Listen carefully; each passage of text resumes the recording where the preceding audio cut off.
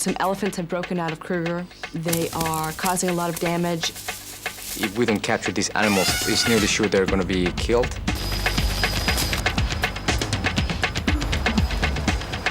can actually see the pulse. I started to get a little bit concerned. Come on, come on, come on, get up, get up. Come on, big boy. We're gonna not just move these animals, but we're gonna save their lives. Wanted. Wildlife veterinarians to capture and move wild animals. Applicants must be willing to work long hours in severe environments and highly dangerous situations. Meet Ellen Mesner-Rogers and Jorge Paredes. Two young doctors just crazy enough to answer such an ad. Join them in South Africa as they learn firsthand from Dr. Cobus Rath and a team of other game capture specialists the challenges and triumphs of modern-day conservation. It's going to be the experience of a lifetime. On the Great African Wildlife Rescue.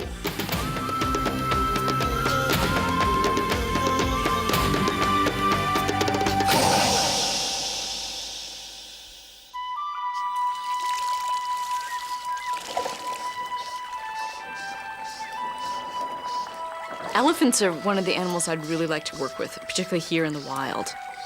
They are really intelligent and they have a social system that's actually very similar to our own. So I'm really excited that we're going to get to work with them, and being close to them and actually being able to touch them is really going to be great. The African elephant is the largest land animal on Earth. Growing up to 3.5 meters high, these massive creatures are supported by pillar-like legs and wide padded feet.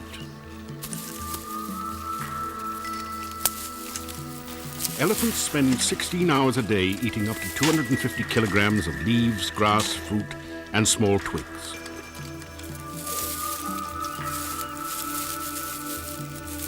The two most striking features of the African elephant are their tusks and their trunks. Trunks are a combination of upper lip, nose, arm, hand, and megaphone. The ivory tusks are used for digging and, of course, defense. Despite their tremendous size, elephants can move through the bush without making a sound. They have been known to sneak up on people, even people like Cobus Rath, who spends his life getting close to these magnificent animals.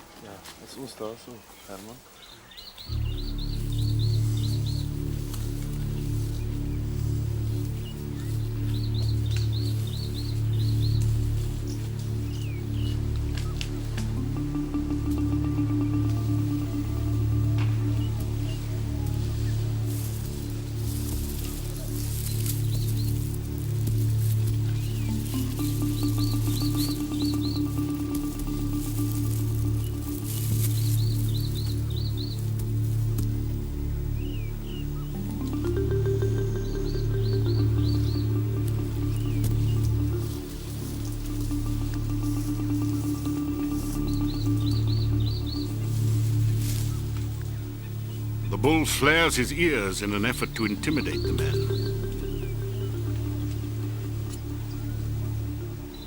Cobus and his colleagues carefully and quietly back away from the animal, showing that they pose no threat.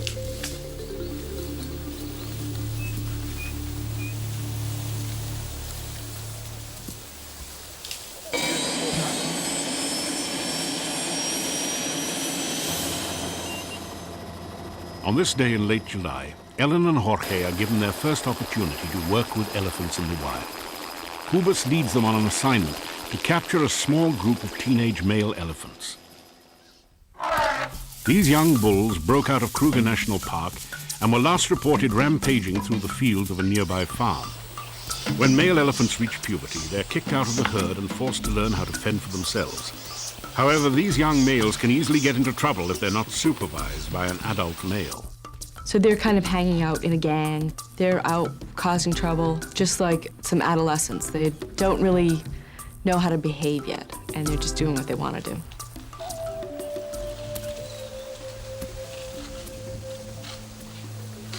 Elephants by necessity are destructive when searching for food.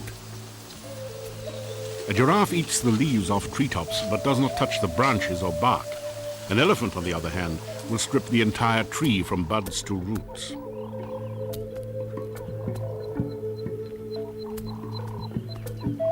They are such a big animals. A group of these animals can really destroy a whole area. You're gonna have a very negative impact on that place. The number of elephants in each national park is carefully monitored. Since Kruger already has plenty of elephants, they will not allow this group of teenage male elephants to return. If we don't capture these animals and bring them back to a different reserve, they're gonna be killed. We're lucky because elephants are valuable and people want them. So someone has offered to pay for the entire translocation and take them to his private game farm where they're going to be safe. We're going to not just move these animals, but we're going to save their lives because otherwise they're not going to have a chance. Before they begin the capture, Cubas outlines the plan for Ellen and Jorge. Let's just make sure we've got everything because they found the elephants now. They're on the farm. There's 4 elephants left, so we'll dart 2 now and leave 2, and then we'll dart the other 2. So one will be darted and loaded, and you 2 will go with Christy with the elephant to the offloading, and I will stay with the other elephant and make sure it's still there when you come back. Now, what keeps the other 2 from coming back to where you are? The helicopter. With the plan in place, the next step is to locate the animals. They've been up for 30 minutes, maybe longer, and they can't find the elephants, which is kind of funny because you think about it, and they're these huge creatures, and they're in the air. I mean, how hard can that be? But they can just be standing under trees, and you won't see them.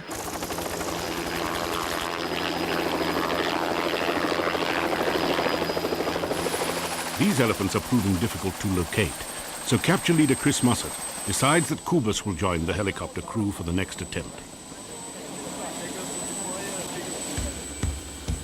Years of working with elephants have trained Cubas to spot these naturally camouflaged creatures, even in the most dense terrain.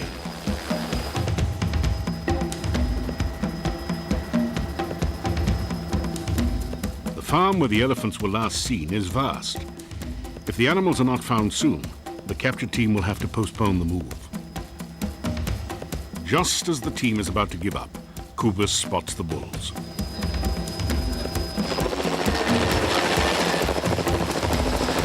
The helicopter radios down the location of the animals to the ground team.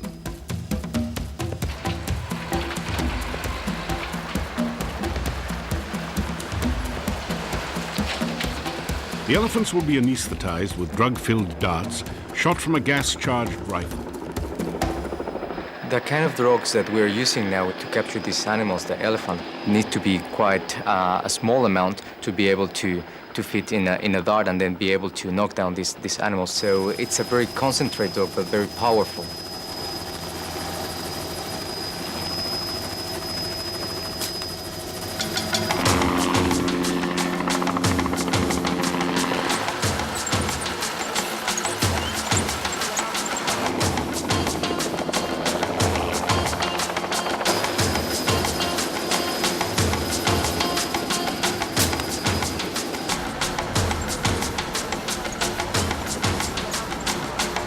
Once the elephants have been darted, the helicopter continues to steer the drugged animals towards an access road. This way, the ground crew can rush in immediately to assist the elephants when they fall.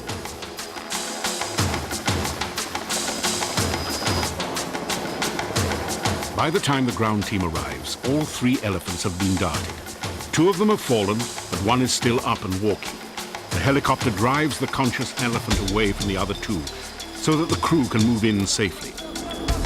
The number one concern when they go down is the position. They cannot stay on their chest. If they're lying on their chest, they will die.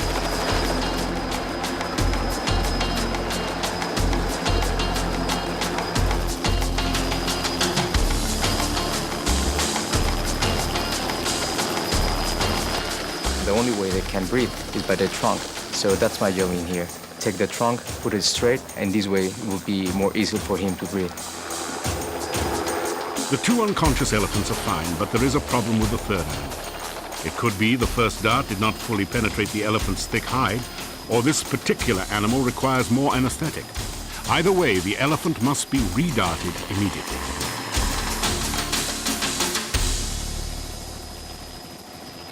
Back on the ground, Ellen and Jorge attend to the two anesthetized males. So the elephant's down, and I run up to it for the first time. And you check the breathing, and then you want to check the pulse. And so I put my finger on these little veins. You can actually see the pulse. And you feel this amazing pulse. And it's not just like feeling your own pulse. It's this boom, boom. There's one. 40 beats a minute. Excellent. It was quite exciting. I mean, just to feel the skin of the animal and the smell of the animal, it's a special sensation for me, and it's something that is difficult to describe to somebody that hasn't been a little bit near from an animal of this kind. See, no problem in counting the pulse. Right. The elephants are hot from having been chased. Being unconscious, they are not able to regulate their body temperature by themselves. They use their ears normally as a radiator. They have large veins, and they can put the hot blood out there, and that cools off in the air. So what we do is we pour cold water on it, and that evaporates it and keeps them cool.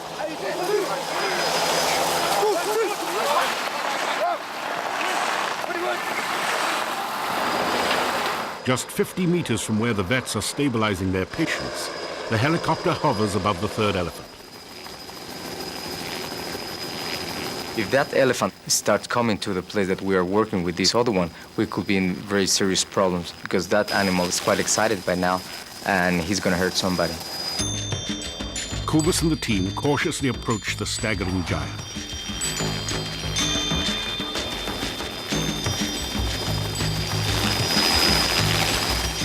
A second dart is fired from the ground.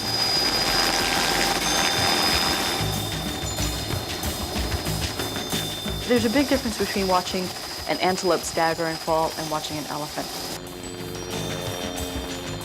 Something about the size, there's an emotional response to that. The elephant is slumped against a tree and is prevented from falling on his side. This is a problem.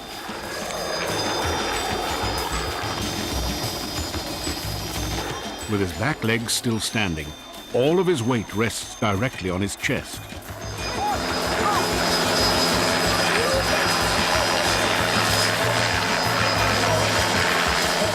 As they begin to push the animal over, the crew realizes that despite the extra drugs, this bull is still not out.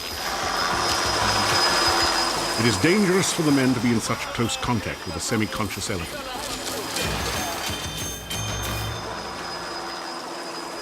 You can imagine moving an elephant is a big job. You're going to have to get 20 guys out there with ropes immediately to move that elephant. Right. 1, 2, 3, yeah. 1, 2, 3, yeah. Because of the way this bull has reacted to the drugs, Kubus decides to move him first. 1, 2, 3, yeah. It's almost like a military operation where you just think, how is it possible? But they break it down, everyone has their job, and it gets done systematically.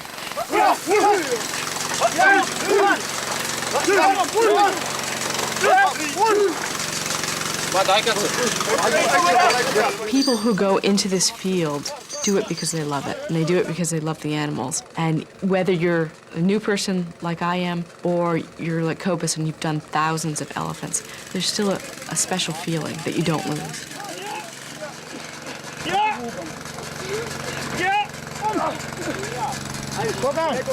The elephant is rolled onto a mat that will be winched onto a trailer designed solely for the purpose of moving animals of this size.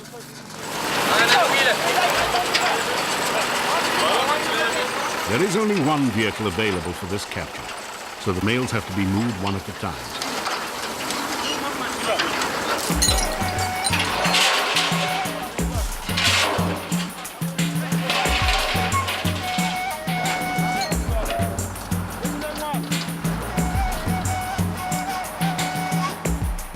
Extreme care is taken at all times to make sure that the elephant's trunk is straight.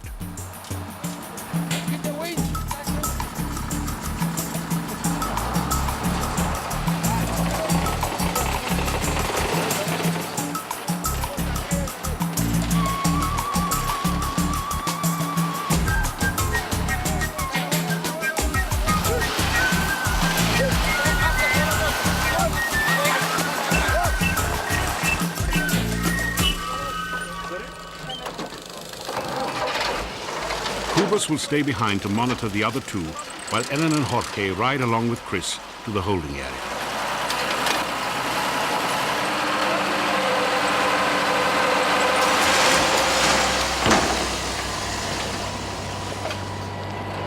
It is a 90-kilometer trip there and back.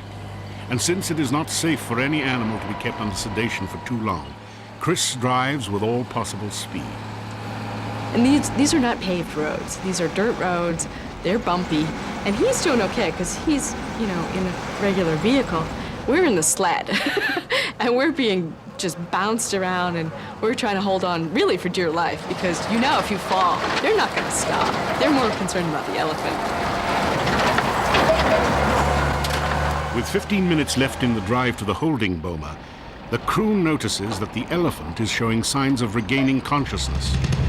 The way we know is someone is constantly looking at the eye, and the first thing you start to see is it blink. The next thing would be, if we let it get that far, is the trunk would start to move. And at that point, you don't have very much time left. We could have quite a serious accident because that means that the animal will just wake up, try to get down off the trailer, and probably he will make the trailer just... We're very close now anyway,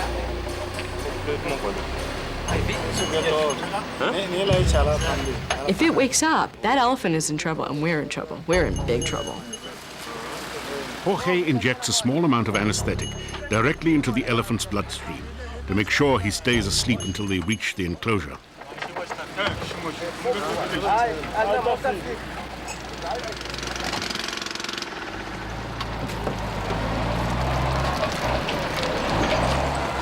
This is the Salati Private Reserve.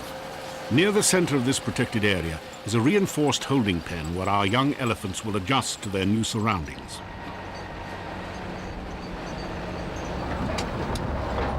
This is what they call a training boma. It's for the elephants to get used to being in captivity and to get used to electric fencing. So they learn, elephants are very intelligent, they learn when you see the electric fence, it's impossible to get through.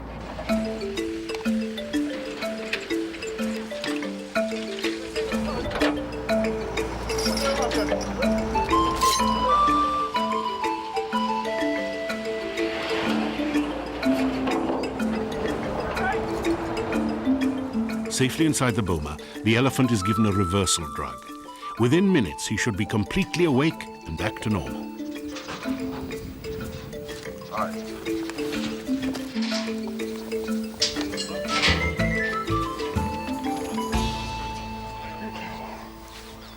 That was a long ride.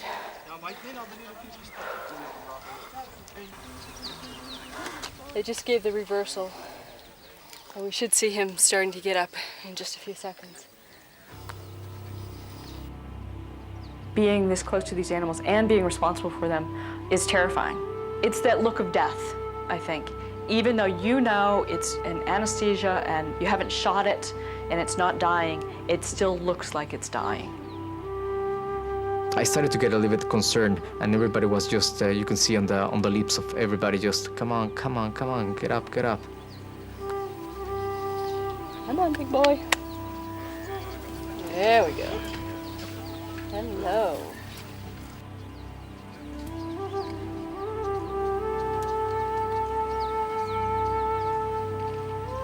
Ooh, he has a chain hooked around his tusk.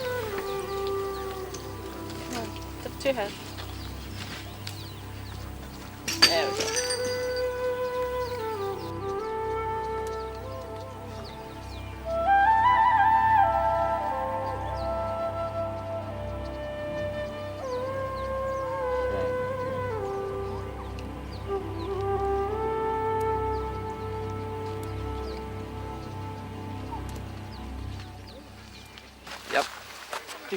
So let's go for the other ones. We don't have that many more hours of daylight. The only place we can rush is the driving.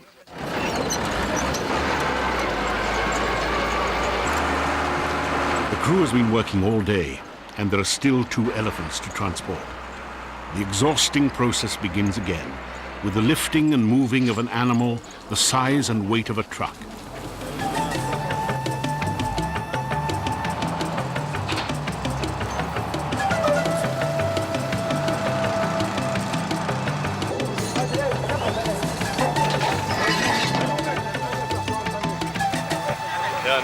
making it. As the second bull is being loaded onto the trailer, the remaining animal is beginning to wake up. Kubus must give it an additional dose to make sure that he stays asleep until the truck returns.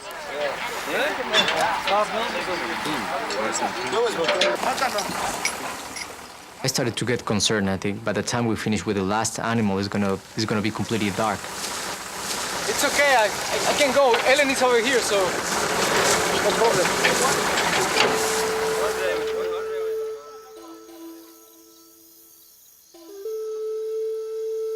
We're at the last elephant, and everybody's getting pretty tired, but we still have the 45-minute drive to the Boma.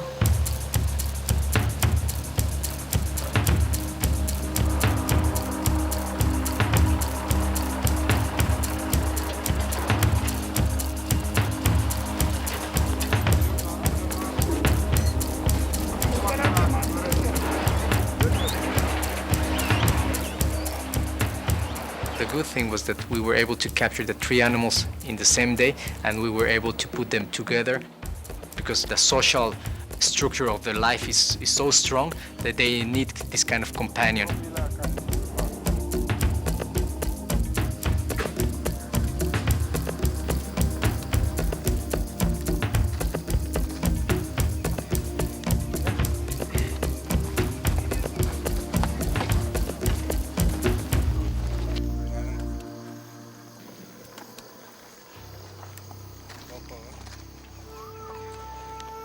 Today was really exciting. Being able to work with these animals was just indescribable. I would just wish I could say to them, okay, I know this has been really scary and you don't know what's going on, but you're in a safe place now. His buddies come out and say hi. This one, you see, as soon as he recovered, the other male just came beside him and started smelling him and trying to help him to get up. And sometimes we get too much scientific things, but it's hard to take out the emotional part of the game.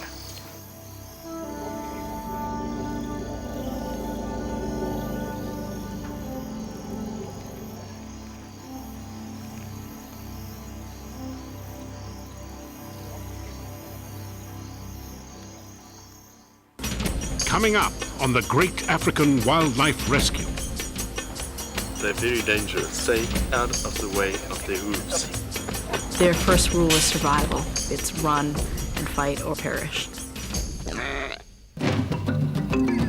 As long as the animal is anesthetized, it's always a concern.